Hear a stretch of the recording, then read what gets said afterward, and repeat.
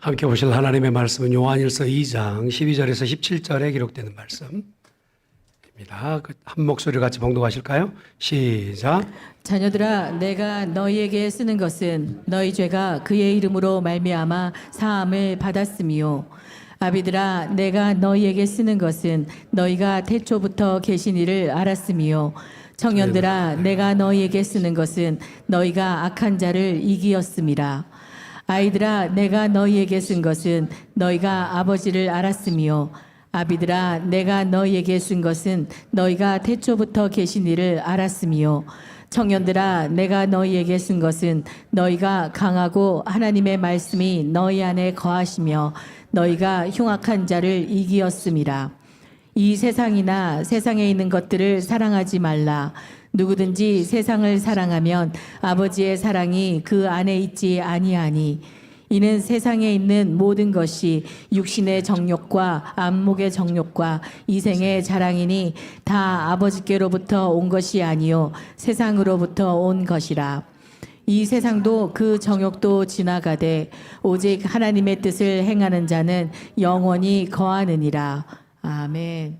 할렐루야. 따라하겠습니다. 하나님의 뜻으로 채웁시다. 옆에 있는 분한테 하나님의 뜻으로 채웁시다.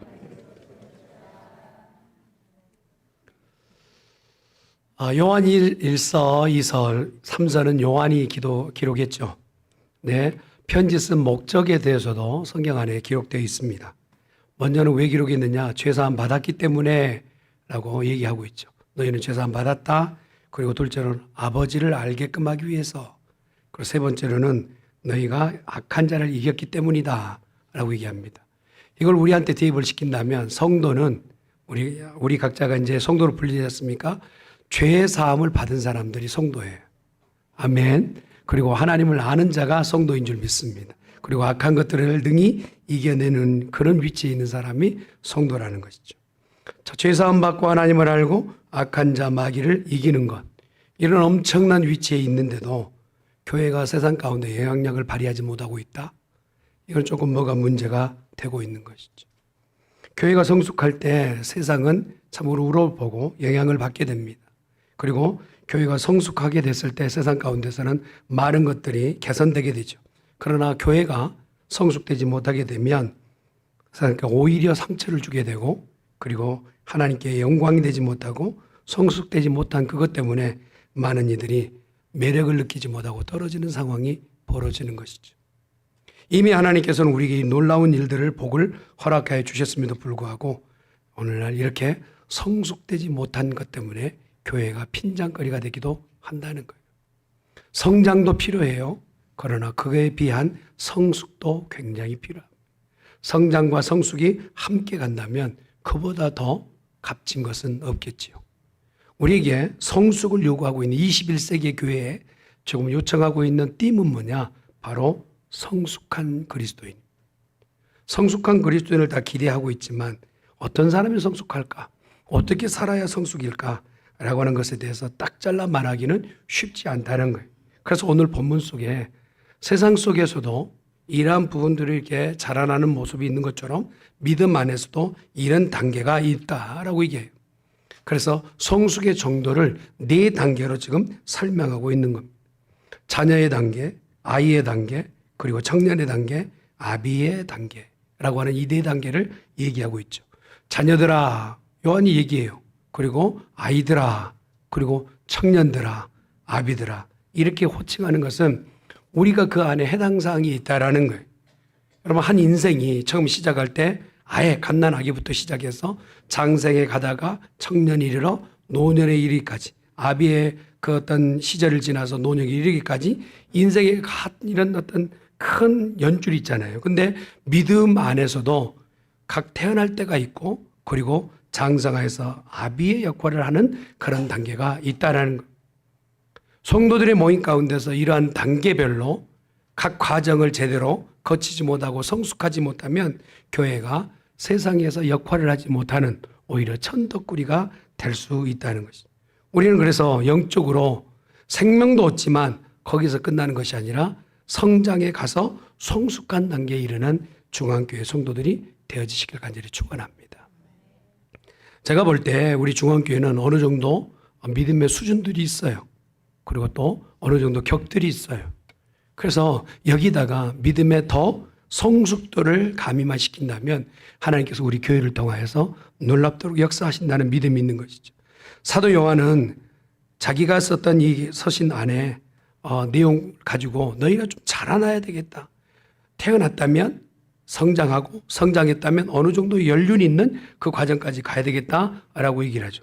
그런데 이 내용은 사도 요한뿐만이 아니라 바로 베드로도 그 얘기를 해요. 한번 베드로의 얘기를 한번 들어볼까요?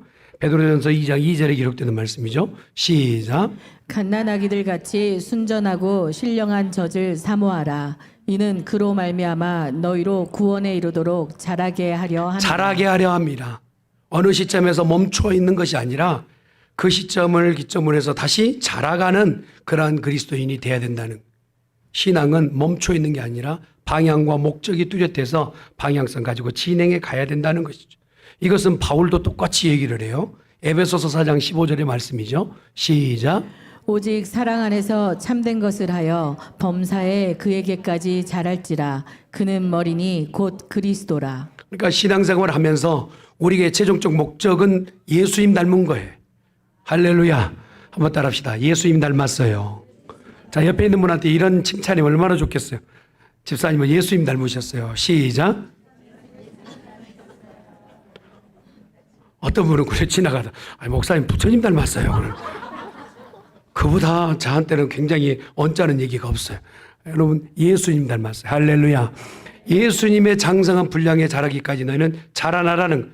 이 정도면 됐죠? 아니 아직 멀었어. 이 정도면 됐잖아요. 제가 10년 20년. 아니 아직 멀었어. 얻을 때까지요. 예수님만큼 자라나라. 자라나는 것이 분명히 교회 안에 요구의 사항이지.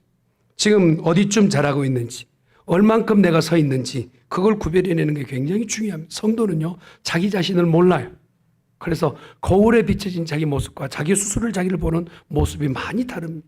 다른 사람이 나를 보는 것과 내가 나를 보는 것은 굉장히 달라요. 성경을 비춰서 나를 들여다보는 것도 굉장히 중요합니다. 근데 오늘 말씀에 보니까 성도로서 4단계가 있다라는 거예요. 그 외에 어떤 단계는 없는데 첫 번째 단계가 어떤 단계냐? 12절의 말씀이에요. 시작. 자녀들아 내가 너희에게 쓰는 것은 너희 죄가 그의 이름으로 말미암아 사함을 받았음이요. 첫 번째 호칭을 자녀들아라고 얘기했는데 여러분 자녀들아라고 명칭이나 아이들이라고 하는 나중에 아이들아라고 하는 두 호칭이 나오는데 우리가 구별하기 쉽지 않잖아요. 그렇죠. 자녀들이나 아이들이나 거기서 거닌 것 같아요.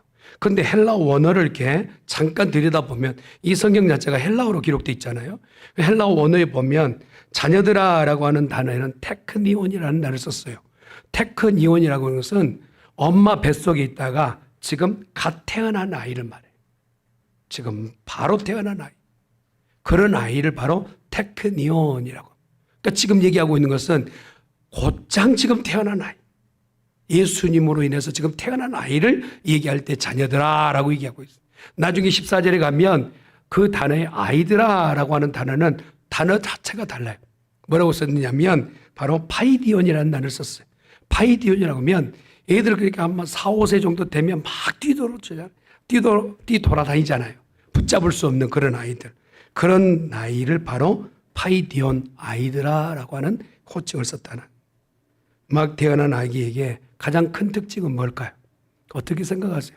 여러분 아이가 태중에 있다가 이제 갓 태어났어요. 그 아이의 특징은 뭘까요? 우는 것일 수 있고 그 다음에 인물이 잘생겼을 수도 있고 그렇죠? 근데 인물이 바로 태어나면 그게 인물이 거기잖아요. 가장 큰 특징은 생명입니다. 새 생명. 참 신기한 거예요. 요만한데 다 달려있어요. 손가락 발가락 다 달려있고 콧구멍은 어떻게 뚜둑해 다 돼. 이게 너무 신비한 거예요. 그걸 바로 새 생명의 신비. 여러분 예수 그리스도를 내 마음에 영접하면 죄 사함을 받고 새 생명이 된단 말이에요. 우리가 나이가 얼마든지 간에 70이고 80이든 간에 아직 예수를 믿지 않고 있다면 그 사람은 새 생명이 아니에요. 그러나 내가 예수님을 나의 구주로 영접함과 동시에 내 나이는 상관없어. 나는 새로운 생명이 되는 줄 믿습니다. 이게 내게 큰 복이에요. 새롭게 된다는 거예요. 이전 것은 다 없이 하고 새롭게 하신 하나님의 놀라운 역사. 이것을 우리가 경험하게 되면 얼굴빛이 달라집니다. 여러분, 생명을 보면 기뻐하게 돼요. 맞지요? 죽음은요, 가만두어도 인상을 찌푸리게 만들어요. 여러분, 인상 찌푸린 사람 보세요. 죽게 생겼으니까 그래요. 근데 항상 웃고 다니시는 분 보세요. 살아나겠기 때문에. 병원에서도요, 내일 호시를 보면 내일 퇴원합니다 하는 사람 얼굴 표정과 아이고 가망 없습니다 하는 사람의 얼굴 표정이 달라. 여러분 모두는 새롭게 된 줄 믿습니다. 아멘. 그런데 이 죄 사함을 받았다는 것은 죄의 본성이 사라지거나 나의 성향이 사라졌다는 얘기가 아니에요. 아직도 죄성은 내 안에 남아있어요. 아직도 내 본성이 남아있어요. 아직 내 성깔이 남아있어요. 그럼에도 불구하고 예수님께서는 나를 죄 없다라고 죄 사하여 주셨다라는 거예요. 이게 복인 줄 믿습니다. 내가 완벽하여 죄사함 받은 게 아니라 나를 너는 죄사함 받았다라고 주께서 우리에게 허락해 주신 것, 그것 때문에 죄사함. 이사야 43장 25절 보세요. 말씀을 볼까요? 시작. 나는 나를 위하여 내 허물을 도말하는 자니 내 죄를 기억하지 아니하리라. 하나님은 하나님 자신을 위해서 우리의 죄를 없이 해주셨다라는 것. 아멘. 하나님은 거룩하시기 때문에 당신 자녀 삼기 위하여 우리를 거룩게 하시기 위해 선언하신 거예요. 결정하신 거예요. 우리가 아직도 죄성으로, 아직도 연약함이 있지만, 아직도 꼬라지도 있지만, 그러나 하나님은 나를 너 죄 없어, not guilty라고 선언해 버리셨다라는 그 시간부터 우리는 새 생명을 얻은 줄 믿습니다. 히브리서 10장 17절도 말씀을 보세요. 시작. 또 그들의 죄와 그들의 불법을 내가 다시 기억하지 아니하리라 하셨으니.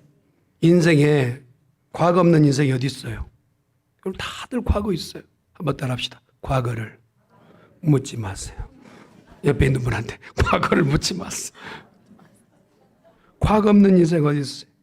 죄에 사슬되어져서 우리가 얽매였던 인생 아닌 사람 어디 있고, 내 실책으로 내 인생이 고달픈 쓰디쓴 나물 씹듯이 했던 인생 안 지나본 사람이 어디 있어요?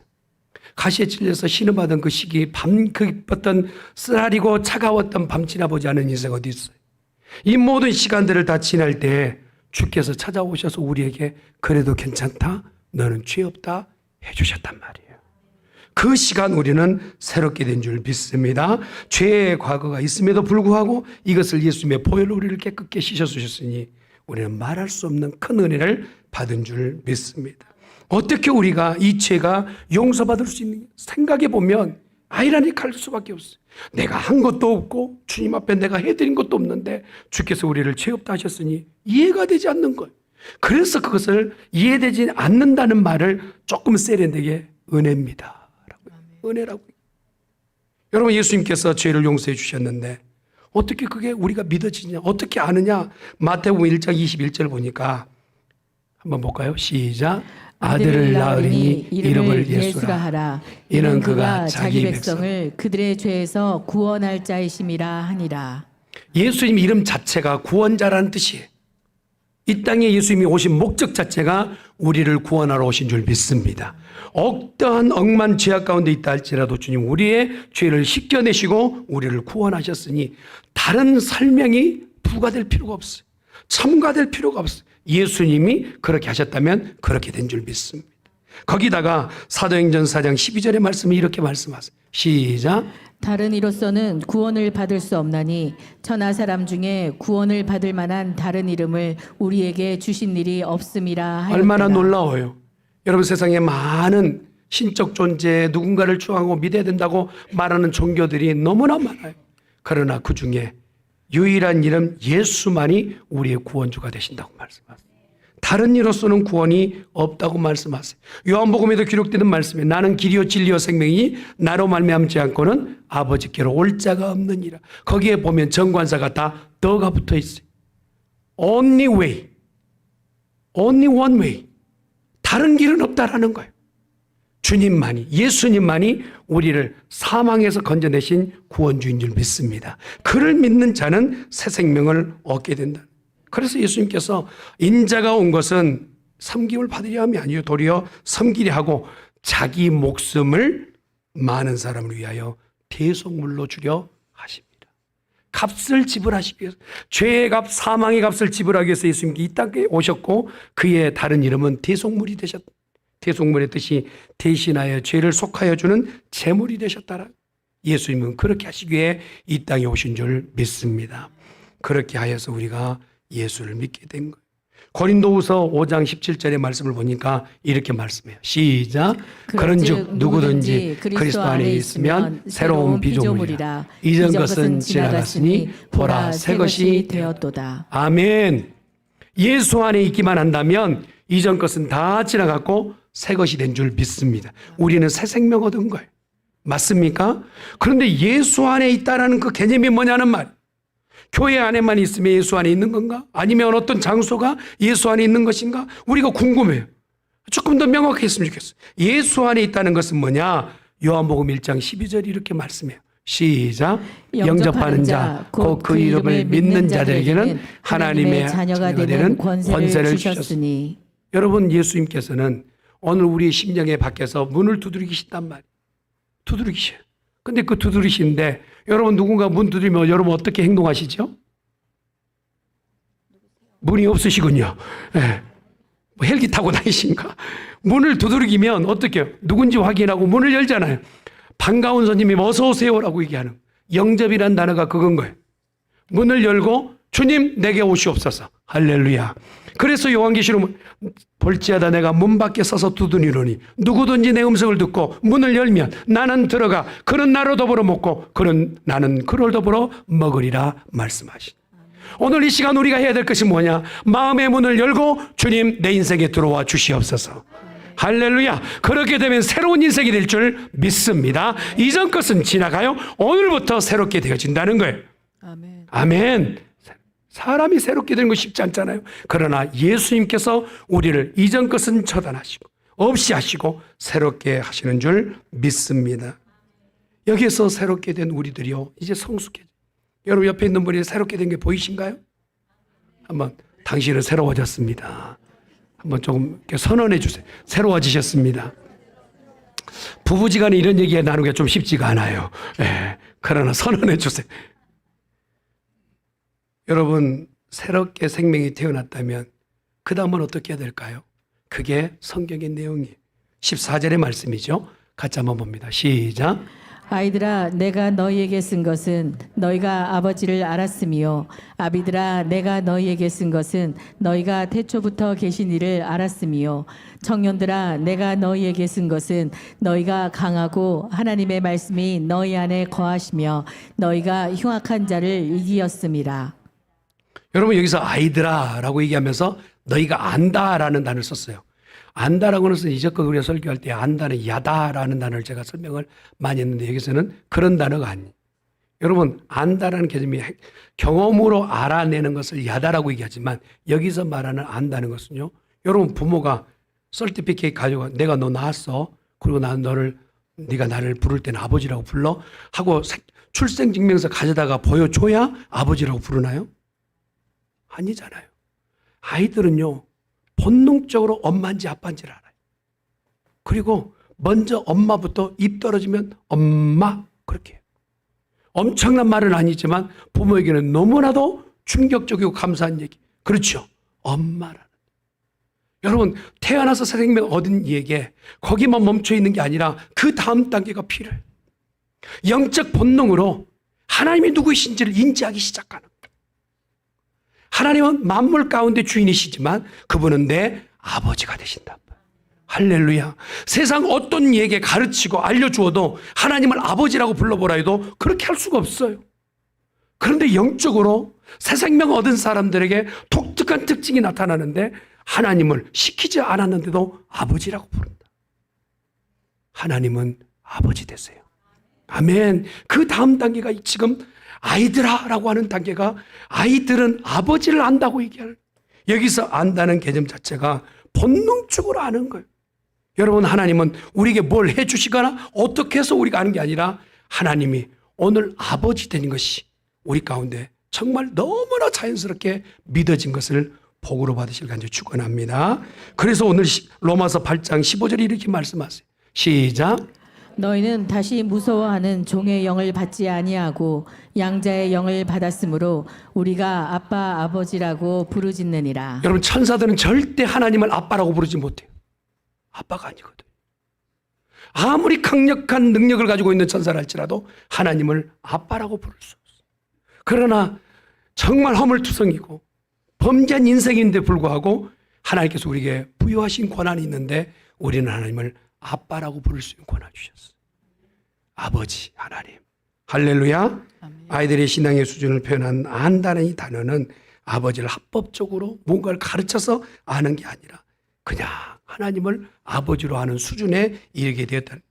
여러분, 영적으로 이 두 번째 단계에 왔을 때는요, 아버지라고 부른다는 그 의미가 뭐냐면 기도하라는 거예요. 기도하라는 거예요.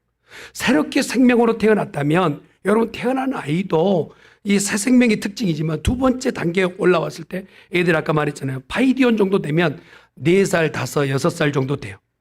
자, 이 아이들, 여러분 만약에 이 아이들에게 뭐가 필요할까요? 지금 밖에 나가서 막 돈을 벌어야 될까요? 어떻게 생각하세요? 4살짜리 아이가 이렇게 고민하는, 다음 달에 내가 전기세를 어떻게 할까? 5살짜리가 그래도 1살 더 높아지고, 렌트비를 어떻게 하지? 어떻게 사나? 6살짜리가 내가 뭐 어떻게 할까? 인생 어떻게 할까? 이러고 4살, 5살, 6살짜리 이러고 얘기하고 있다고 생각해. 얼마나 우스꽝스러워요. 얘들이 할 수 있는 유일한 것은 아빠 부르면 되는 거예요. 걔가 밖에 나가서 돈 벌 필요, 걔가 나가서 뭔가를 할 필요 없는 그런 연령대가 바로 아이들이에요. 파이들. 아빠 나 추워요. 엄마 나 배고파요. 라고 부르기만 하면 필요한 모든 것을 아빠와 엄마가 공급한다는 거예요. 새 생명을 얻은 그 다음 단계는 뭐냐? 여러분, 입을 열어 기도하는 거예요. 성도가 되었음에도 불구하고 뭐든 다 갖춘 것처럼, 다 되어진 것처럼, 나는 기도 안 하는 고급스러운 신앙인처럼 그렇게 사는 것이 올바른 게 아니에요. 내게 필요한 모든 것을 하나님 앞에 주여 주시옵소서. 염치 불구하고 기도할 때 하나님 그것을요 마다하지 않으시는 분이 하나님이시라는 거예요. 하나님 앞에 주여 도와주시옵소서 기도할 때 그는 도우실 줄 믿습니다. 그래서 마태복음 7장에 보면 장구한 내용이 있지만 핵심만 뽑으면 ask요. 여러분, 구하고 찾고 두드리라. 여러분, 이 세 단어는 무엇에 대한 얘기일까요? 기도예요. 구하는 자가 얻게 되고 찾는 자가 찾은 바 되고 두드린 자에게 열어주신다. 아니, 굳이 그냥 알아서 열어주시고 그냥 다 보이게끔 해주시지 왜 그렇게 귀찮게 하시는가? 하나님의 아버지인 것을 알라는, 공급자가 누구인지를 알라는 거예요. 주시는 자가 누구인지를 알라는 거예요. 너의 배후 가운데 누가 너를 지키시는지 알라는 거예요. 그렇게 얘기할 때 아버지라고 부르기만 하면 그렇게 준비하셨던 하나님은 우리에게 공급하여 주신다는 거예요. 아멘. 그러니 오늘 저와 여러분은 두 번째 단계에서 아버지를 기억하고 부르는 자가 되어야 될 줄 믿습니다. 에레미야는 그렇게 얘기해요. 너는 내게 부르짖으라. 부르짖으라. 그럼 어떻게 하시려고요? 네가 알지 못하는 크고 비밀한 일을 내게 보이리라. 인생이 다 아는 것 같아도요 한 치 앞도 몰라요. 여러분, 어제 같이 살았던 사람이 오늘은요 죽음 앞에 시체가 돼 있는 사람이 얼마나 많습니까? 모르는 거예요. 인생은 몰라요. 그런데 오늘 우리에게 모르는 일까지도 우리에게 밝히 보여주는 시크릿 가든 문이 열리는 것은 바로 기도라는 거예요. 우리가 쥐고 있는 마스터키, 이것은 바로 기도의 키인데 열기만 하면, 두드리기만 하면 그는 내가 알지 못하는 크고 비밀한 일을 보이실 줄 믿습니다. 이렇게 아이된 자에게 요청한 게 기도예요. 여러분, 요즘 인터넷상에서요 안 되는 게 거의 없어요. 그리고 유튜브 보면 여러분 요리 초보자들도 굉장히 요리를 정말 잘하는 그 양 이렇게 요리를 해낼 수가 있어요. 그렇잖아요. 유튜브 선생님 만나면 그렇대. 근데 여러분, 할 수 없는 게 있어요. 그게 바로 기도입니다. 인터넷이 아무리 발전하고 발달이 되도록 내 대신 기도해 줄 수는 없는 거예요. 기도는 내가 해야 되는 거예요. 아멘. 제가 쉽게 설명할까요? 여러분, 공부는 누가 잘할까요? 더 어려워졌어. 수영은 누가 잘할까요? 여러분, 이론적으로 손은 이렇게 하고 고개는 이렇게 하고 이렇게 이론적으로 잘 아는 애가 수영을 잘할까요? 아니면 물속에 퐁당 들어간 애가 잘할까요? 물속에 퐁당 들어가는 애가 잘하는 거예요.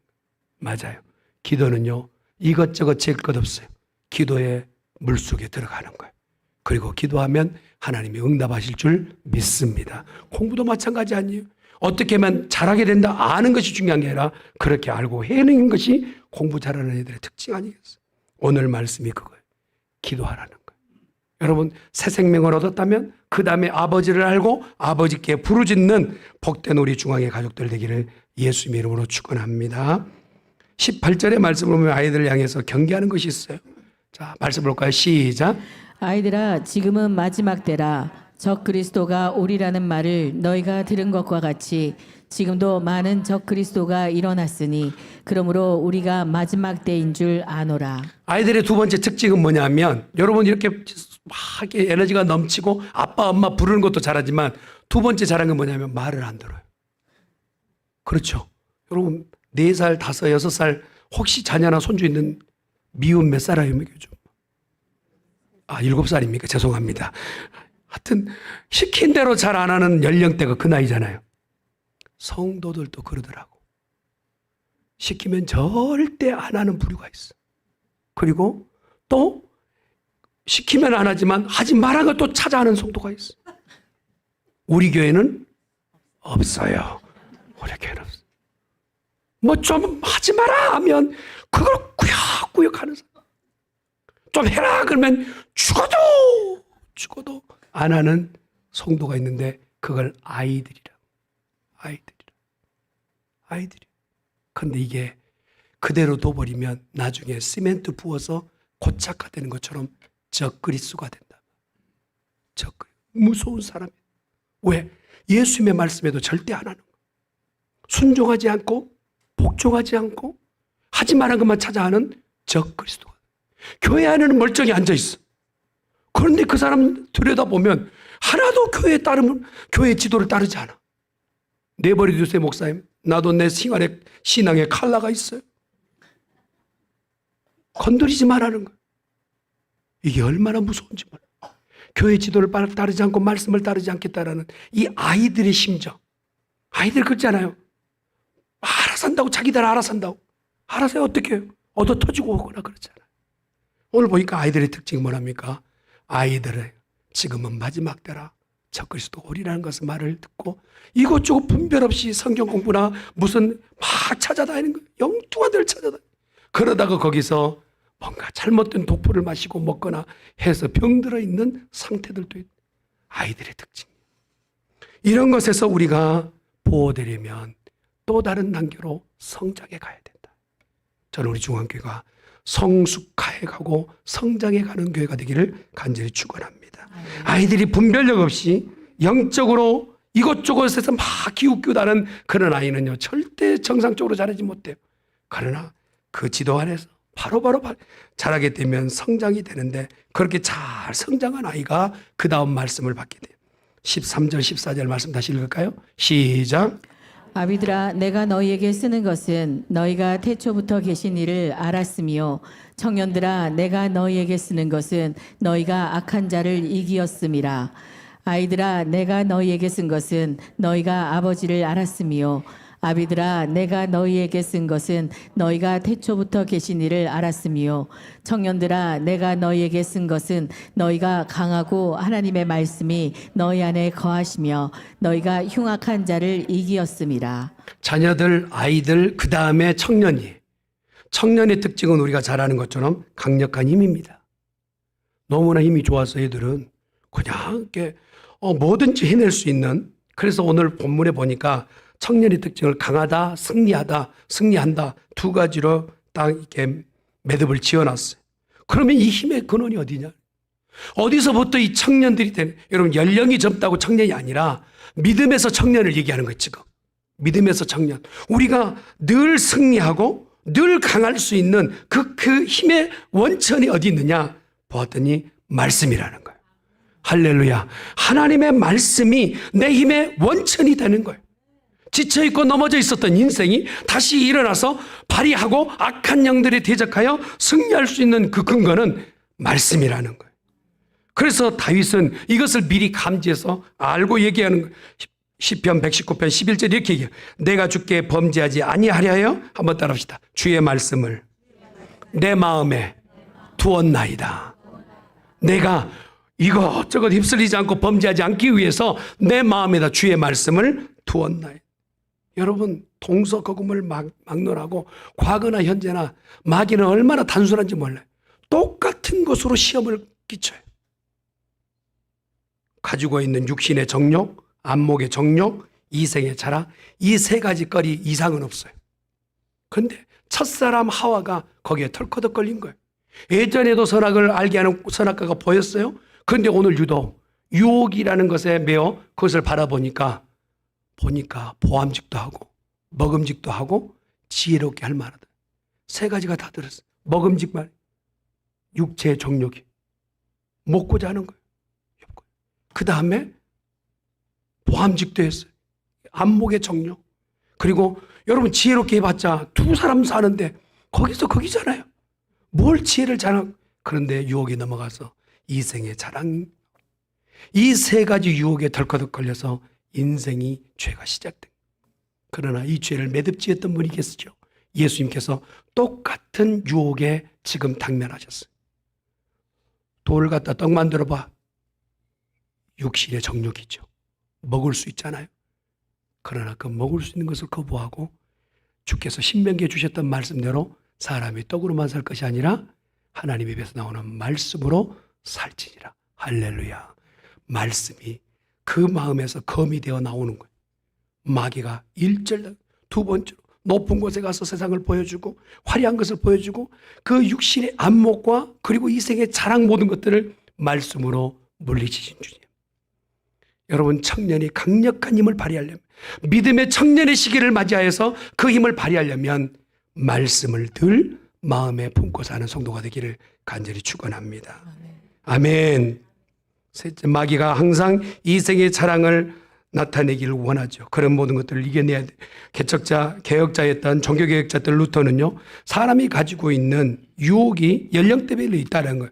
20대에는 이성의 유혹. 여러분, 이성의 유혹이 있잖아요. 오빠 한마디면 남자들은 유혹에 넘어가잖아요. 모르겠어요. 30대는 돈을 싫어하는 사람들이 유혹이, 황금의 유혹에 넘어가. 돈이라면 자기 가지고 있었던 모든 것들을 팔아넘기는 그런 유혹이. 40대는요, 명예. 뭘 했는데 날 안 알아주면 그렇게 서운하네. 너무 섭섭해. 서운하고 섭섭한 이 명예. 나를 알아줘야 되는 그 위치. 또한 경건치 못한 것에 유혹에 한번 빠지는 60대 이상의 연령대들. 여러분, 유혹 앞에 장사 없습니다. 그 유혹을 넘기고 이기려면 말씀이 내 마음에 항상 준비되어 있어야 될 줄 믿습니다. 마지막 단계, 여러분 보니까 아비의 단계예요. 시간이 조금 늦어 죄송합니다. 13절 말씀을 다시 한번 볼까요? 시작. 아비들아, 내가 너희에게 쓰는 것은 너희가 태초부터 계신 이를 알았으며, 청년들아, 내가 너희에게 쓰는 것은 너희가 악한 자를 이기었음이라. 여기서 말하는 안다라는, 알았으며라고 하는 단어는 우리가 잘 아는 야다 단어입니다. 경험하여서 알게 된 거예요. 여러분, 어린 딸과 엄마는요, 한번 얘기하게 되면 엄마가 할 말이 더 많아요. 경험한 것이 많기 때문에 밤새고 얘기해 줄 수 있어요. 그만큼 경험이란 게 너무 중요한 것이죠. 아비라는 위치가 그렇습니다. 이제껏 하나님을 경험하였던 그 경험을 가지고 이제 신생아처럼 태어난, 믿음으로 태어난 자녀나 이제 철 모르고 막 싸돌아다니는 그런 아이들 단계의 믿음의 그 성도들을 바라보거나 이랬을 때 그들에게 경험이 있는 이야기로 잘 케어하고 돌볼 수 있는 단계, 그게 바로 아비의 단계라는. 그러니 어떤 교회, 어떤 단계가 많은 교회가 부흥하고 복 있는 교회냐? 아비와 어미의 심정을 가지고 있는 교회가 복 있는 교회란 말이에요. 할렐루야. 늘 빼빼 울어대는 아직 자녀된 그런, 철 모르고 그냥 서너 살 미운 7살처럼 막 쏟아다니는 그런 아이들의 단계, 그런 것을 뒤로 하고 성숙한 단계로 올라가서 이제 청년이 되고 아비 위치에 섰을 때 그 교회는 든든하여서 세상 가운데 빛을 발하는 교회가 될 줄 믿습니다. 고린도전서 4장 15절 말씀이죠. 시작. 그리스도 안에서 1만 스승이 있으되 아버지는 많이 아니하니 그리스도 예수 안에서 내가 복음으로써 너희를 낳았습니다. 예, 아비라는 위치는 그렇게 다 나눠줄 수 있는 위치가 바로 아비의 위치이겠죠. 말씀을 정돈해야 될 것 같아요. 누가 영적 부모의 자격을 갖출 수 있을까요? 말씀을 그만큼 많이 내가 투영하여서 말씀으로 살아본 경험이 있는 사람이 아비 위치에 설 수 있는 거예요. 오늘 사도 요한은 그런 심정으로 자녀들을 양육하는 마음으로 요한 1서를 쓴 거예요. 그러면서 너희가 여기까지 올랐으면 좋겠다라고 얘기하는 것이죠. 아비는 고단하고 힘들어도 그 길을 가는 것이 아비인 겁니다. 여자는 약하지만 어머니는 강하다. 말이 있죠. 들어보셨죠? 제가 다시 한번, 여자는 약하나? 이런 말도 있어요. 남자는 약하나? 그럴 줄 알았어요. 일부 때도 전혀 안 나오더라고요. 여자는 강하나? 여자는 약하나? 어머니는 강하다. 이 말이 왜 나왔을까 봤더니요. 여러분, 아가씨 때는 작은 벌레만 봐도 어마 놀래고 난리 나요. 근데 애를 낳는 엄마들은요, 벌레 나오잖아요. 신발부터 벗어요. 그렇잖아요. 인도의 성자 선다신 전기에 보면 한 사람이 히말라야산을 건너가고 있는 추위에 쓰러진 사람을 보게 돼요. 그래서 잠시 고민하고 있는데 고민하는 동안에 한 사람이 그냥 지나가요. 그럴 수 있죠. 자기 한 몸 추스르기도 고통스러운데. 그래서 고민하다가 선다신이 안 되겠다 싶어서 누워있는 사람을 어깨에 얼머치고 그리고 걸어갑니다. 히말라야 산이에요. 둘 다 죽을 수도 있어요. 그런데 가는 내내 얼마나 버겁고 힘들었는지 땀을 뻘뻘 흘리면서 가는. 이게 좀 얼어 죽는 게 문제가 아니라 고단해서 죽게 생긴. 한참 가다 보니까 먼저 갔던 사람이 먼저 쓰러져 있는데 건드려 보니까 죽어 있는. 혼자 살겠다고 내뺐던 사람은 얼어 죽어 있고, 아비의 심정으로 누군가를 살리려고 걸쳐 맸던 사람은 그곳에서 둘 다 사는 역사가 있었어요. 교회는 어떤 사람들이 많아야 되느냐? 살리려고 걸쳐 매는 사람들이 모여 있어야 돼. 그래야 저 사람도 살고 나도 살아. 나 혼자 살겠다면 나도 죽고 누구도 살릴 수 없지만 누군가를 살리겠다고 내가 헌신하고 내가 그 가운데서 자기 자신을 헌신하게 되면 나뿐만 아니라 공동체를 살릴 수 있는 능력을 발휘하게 돼요. 저는 우리 중앙교회가 이런 성숙한 교회로 나가기를 예수님의 이름으로 축원합니다. 그래서 오늘 우리에게 교훈하는 게 뭐냐? 15절 말씀이에요. 15절 말씀입니다. 시작.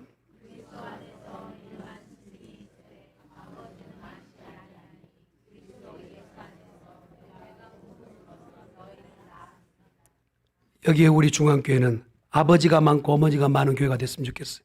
할렐루야. 나이가 많은 아버지가 아니라 믿음에서 아비된 자들이 많았으면 좋겠어요. 그래서 17절 말씀이 이렇게 정돈이 되는 거예요. 17절 말씀이요. 시작.